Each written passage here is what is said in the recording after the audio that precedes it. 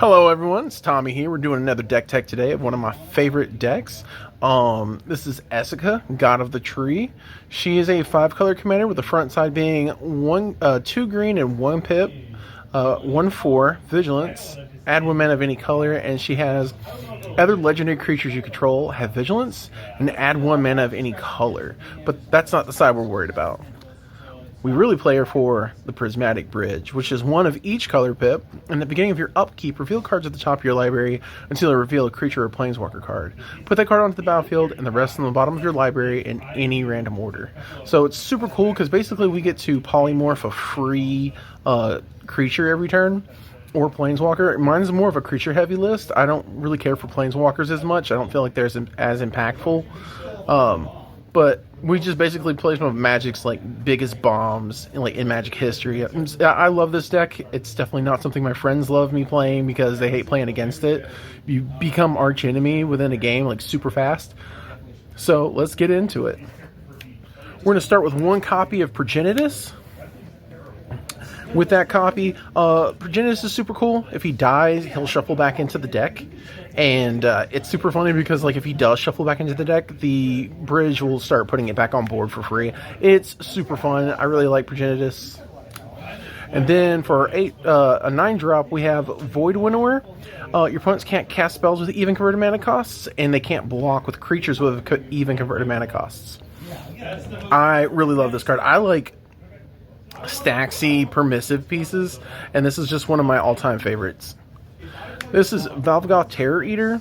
Outside of the fact that this card has Ward, Sacrifice 3 non-land permanents, and Flying Lifelink, it's the fact that you get to exile your opponent's cards, like a Leyline of the Void, but also get to play those cards off of your Valvagoth. This card is insane value, huge tank, big fan. And that's for our 9-drops. For our 8-drops, we have Colossal Grave Reaver. Super fun card. Whenever it enters or attacks, you mill 3 cards. And whenever 1 or more creature cards are put into your graveyard from your library, put 1 of them onto the battlefield. This card is super fun to I want to say Eldritch Evolution into, because you can just get more value off of it. And for our next card, I'm a big fan of Archetype of Endurance. Archetype of Endurance is a card that gives all your dudes hexproof, but it removes hexproof from all your opponent's creatures. This, in conjunction with Avacyn, Angel of Hope, is one of my favorite 2-card synergies in the deck. To give all of your guys hexproof and all of your guys indestructible makes it really hard for your opponent to push through your board states, and it makes it a lot easier to commit to your plans or whatever plays you're going to make without having to worry about losing stuff. One of my favorite all-stars in the deck is Sphinx of the Second Sun. So what he does is, instead of having a main phase 2, you get an additional upkeep. So all your lands and stuff on tap, but he also allows for your bridge to trigger at the end of your turn. So at the beginning of your turn, you'll get a bridge trigger, and at the end of your turn, you'll get another bridge trigger, which makes it to where this card gets to pop off twice a turn. This card's super fun for the budget that you have. It's $1. And then we have Galta Stampede Tyrant. I think this card's hilarious to hit off the top, especially in the early game, because when he enters, you get to put all creatures in your hand to the board. So imagine just having 4 of these and just slamming them to the board for free. Him being a trample 12/12 is you smack an opponent 4 times, and he's just he'll take your opponent's life points from 40 to 0 super fast. Vorinclex Voice of Hunger. This one is you'll hear the whole table groan. Doesn't need much explanation, other than the fact that he doubles your mana and locks your opponent's mana anytime he sees them tap their lands. He's a super good card. Worth every penny. I think he's $15. One of the most salt-inducing cards is Terastodon. Terastodon, believe it or not, is just land destruction. I like hitting my opponent's lands and just giving some elephants, because you can't cast stuff with elephants. Terastodon's a fun card. I'm a big fan. Platinum Angel. This goes so well with this duo right here. All your stuff's indestructible. All your creatures are hexproof. And then your opponents can't win the game. You can't lose the game. It's a really fun lock to pull on people, because they're just sitting there okay, I guess we just scoop. So, and the answer is yes, you just scoop. Some of my other favorite cards would be Atraxa, Grand Unifier. Being able to look at the top 10, grab cards you need, and, you know, be able to make plays and go from there. And it has Lifelink, Vigilance, Death Touch. This is like everything you want in a value creature. Atraxa is just like a staple for me. Elder Scale Worm, super fun card. Basically, if your life points are lower than 7, it goes up to 7, and it locks your life total at 7. And you pair that with the infamous Avacyn archetype of Endurance, so you can lock your opponents from killing you. One Coma, this card, if I play any kind of like ramp deck in Simic or anything like that, he's been a great staple card. Being able to turn stuff off, tap your opponent's stuff down, and be indestructible while also making dudes every turn it's huge. Like, this guy is like weirdly like $3 or $4 now, and he's got so much value. In a game of Commander, he can just own like a whole battlefield by himself. One Sheoldred, the Whispering one, I got the promo from 2011. Yeah, that new Phyrexia. It's pretty. So beginning of your opponent's turn, they have to sack a dude. Beginning of your turn, you reanimate a creature from your graveyard. The fact that you can bring back your big dudes if your opponent's able to get rid of them, or if you Eldritch Evolution away any of your targets, it's super like versatile to be able to get back something like, you know, you have this on board, you Colossal Grave Reaver, then you mill 3 cards, put a dude on board, and you can just like essentially like keep getting the graveyard filled up and then getting more dudes back. It's a fun little synergy with Grave Reaver.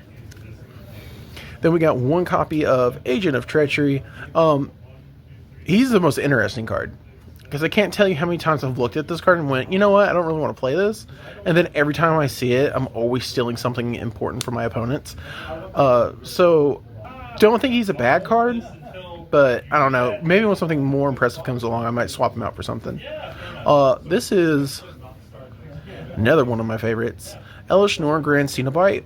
Vigilance gives all your dudes +2/+2, all your creatures, opponent's creatures -2/-2. What I like is that it's foil from the set, like original printing. It's gorgeous. Flex on you a little bit. This is like $70. It's one of the more expensive cards I own. I almost traded it off, but I just couldn't part with it. The artwork's gorgeous. Then we have one Angel of Serenity. I think being able to remove up to 3 of your opponent's creatures, because when she enters, you exile up to 3 other target creatures from the board or graveyard.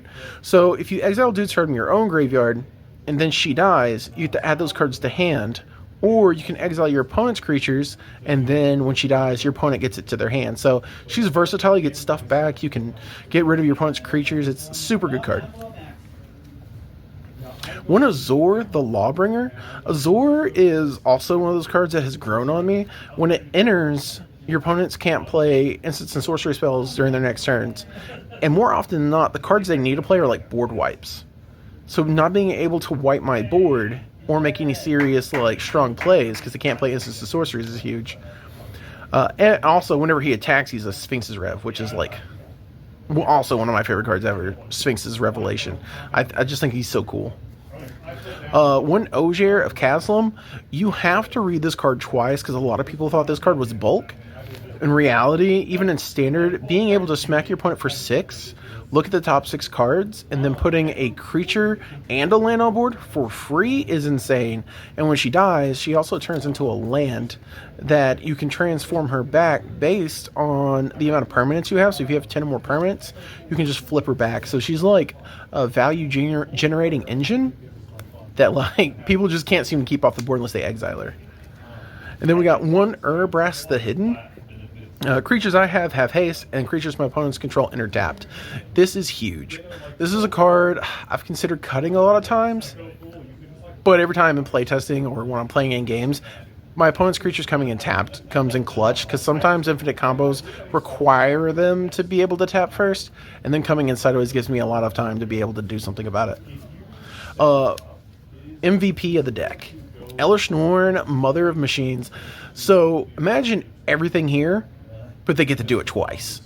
She's so good. And then she turns off your opponent's ETB trigs, which for Commander, everybody's playing ETB trigs.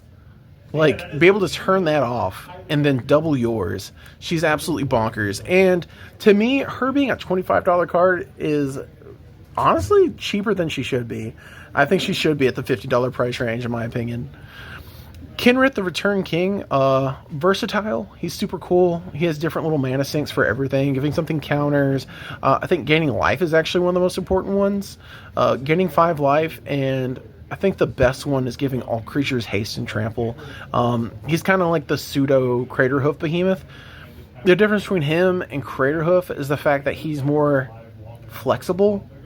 Because Craterhoof, you just need a board state. Kenrith, you can kind of just do whatever. Like, you can reanimate a dude, draw some cards, gain some life. Yeah, no, he's super good. Giving everything haste and trample is awesome. Then we have 1 copy of Shalai to give my creatures and planeswalkers and myself hexproof. A lot of the times, giving myself hexproof is what saves me from being, like, one-shot by, like, I guess Goblin Bombardment or something. Like a combo that targets a player. And having hexproof for that's fun. The mana sink's okay, but other than that, having hexproof on myself as a player is super good. And then we have 1 copy of Lodestone Golem. Non-artifact spells cost 1 more to cast. He's honestly a flex slot. I do like permissive, hate bear stacksy pieces, but I think I'm going to swap him out for something else. He's okay at best. You will see why he's not too bad in this deck, because most of this deck is actually artifacts. And last but not least, Ugin the Spirit Dragon is one of our only single planeswalkers in the deck. He is a good board wipe. He lightning bolts, and his ult is like drawing 7 cards, gain 7 life, and put 7 free things on board. Cards just bonkers, self-explanatory. Alright, on to the next part. We're going to show you how we get to all these big dudes if we don't get to our bridge. First, I'd like to start with 1 copy of Chromatic Lantern to fix our mana base. We're 5 color. I don't care how good your mana base is. Sometimes you just need a Chromatic Lantern to make sure you color fix. Soul Ring, is Soul Ring. Arcane Signet for any of the colors. And then after that, we run 1 of each. Talisman. Let's see, we got 1, 2, 3, 4, 5, 6, 7, 8, 9, 10. And then with that, we also run 10. 1 each of all of the signets. I chose to go with like the 10 and 10 split and not running other sources of ramp for 2 reasons. 1, for future builds of this deck, I'm going to basically be playing with like Armageddon effects and stuff like Winter Orb, so that way my artifacts will untap, but my opponent's lands will not untap, because I'll have those abilities in the deck. That was kind of the plan. Also, having ramp that comes in untapped is faster than almost any other form of ramp. So this is what I'm going for, is like making sure turn 2 I play 1 of these, and then turn 3 I play 2 more, and then I have all the colors I need to be able to play my bridge on like turn 4 or 5, and then to go from there. To build upon that ramp, we also run 1 Farseek, 1 3 Visits, and 1 Nature's Lore. A lot of the lands that we're running are dual typed. Either they're forest in addition to something else, or they're not a forest and you can go get something with green if you need be. And these were just some of the better 2-drop ramp spells that I preferred. For our engines, we got Monstrous Vortex, Eldritch Evolution, and Neoform. What makes these cards super good, other than this one, because this one, anytime you cast a dude and their toughness, or their power is 5 or greater, you get to discover again. You can have turn sequences where this chains back to back, which is cool, but you don't get to choose. I like these because you get to choose. So some of the cards that I was talking about were threats that you can play into each other. So imagine if you played an Atraxa Grand Unifier, and then you grabbed a Neoform off the top of that Atraxa, you sacrifice the Atraxa, and then you can go get something with a pip higher, so you can go get you an 8-drop. And then the 8-drop of choice, more often than not, would probably be like a Galta to slam stuff onto the board, or Colossal Grave Reaver to hit like 3 more cards off the top and get another dude. So I really like being able to like go get the other card I need to solve some problems or make more board states. These have been super fun to play with, both the Eldritch Evolution and the Neoform. So far, interesting. I might cut them in the future. I'm not 100%, but so far they've been pretty neat. We have some Staxy pizzas. We got a Ghostly Prison, a Damping Sphere. Damping Sphere is super cool because I don't like storm decks. I don't like it when my opponents just sit there. They find the one card that enables them to cast spells and just basically pop off. I don't like that. So I like to play cards like this. Also, since I'm playing a big chunky deck, my stuff's usually going to be like one card per turn anyways if I'm casting it. So being able to slow my opponents down is really awesome. Also, it stops cards like Shrine of Nykthos. If you play Pioneer, you know, but cards MVP. Also, I like Ghostly Prison because like once you become arch enemy at the table, they're going to start trying attacking you. I like to make sure they don't do that. This one is okay. Ghostly Prison might get cut for like Winter Orb or Armageddon or anything of that nature. But as of right now, these are fine. And then I have one copy of Supreme Verdict and one copy of Farewell. Farewell is versatile. You just get rid of like a whole bunch of enchantments, creatures, or whatever else have you. Supreme Verdict, just a board wipe that can't be countered. It's just, it's pretty basic. And last but not least, for the spells in the deck, Goblin Charbelcher. This has got to be one of my favorite cards out of the entire deck. I added it on a whim and thought to myself, what were the odds with all these high CMCs that I would just activate it, shoot my opponent with it, and then I would get him for lethal. Turns out I got him with lethal more often than not. And if you hit a mountain, which there's a lot of mountains in the deck, you'll be able to double that damage. So there's been quite a few times Goblin Charbelcher has actually won me some games. It's super fun. I really like that card. Charbelcher MVP. I've played this in like every big dude deck ever for the rest of my life. I've said those are the last spells, but I kind of consider these part of the mana base. One Amaria's Call, one Turn Timber Symbiosis, one Agadeem's Awakening, and one Seagate Restoration. So technically there's 39 lands in the deck, but 4 of them are spell lands. I like this ratio, especially with Charbelcher, because you can just hit like 2 of these off the top, like these 2, and smack your opponent for 14, and they're still technically mana. Also, if you're in the late game and you just draw one of these, it's a lot better than just drawing a land. But I also just want to make sure I hit my lands because it has such a high CMC. Things up to like 10 mana, 8 mana, even with the mana rock. So these being versatile as like lands or spells is really good. I think the one that I get the most out of is Turn Timber and Seagate. Drawing cards and having no hand size comes up, but Turn Timber just basically getting you like a free big body to do something is super cool too. And then, for other parts of the mana base, we've got one each of the triomes. The land typing on these is important because some of the ramp that we play is looking for forest or non-forest, if you will. So I play 10 of these for color fixing, 10 shock lands,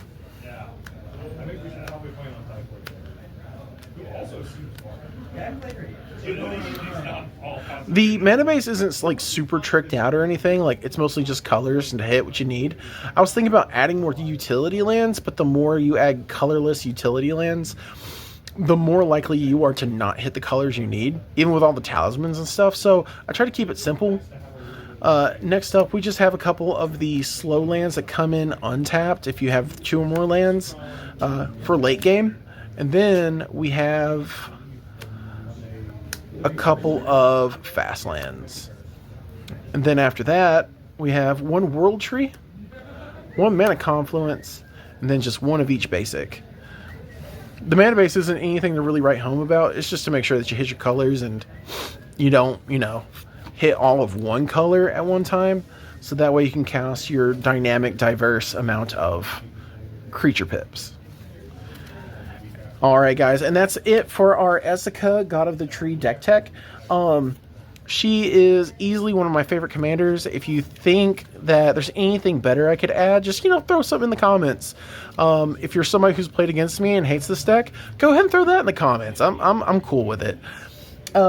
There are some cards I want to get. Like, I want to get Platinum Imperium, Atali Primal Hunger, like, no, Primal Conqueror. That's the one I want. The one that people play in CDH. I want the really big bads in this deck. Some of the cards that I have in there are kind of flex slot.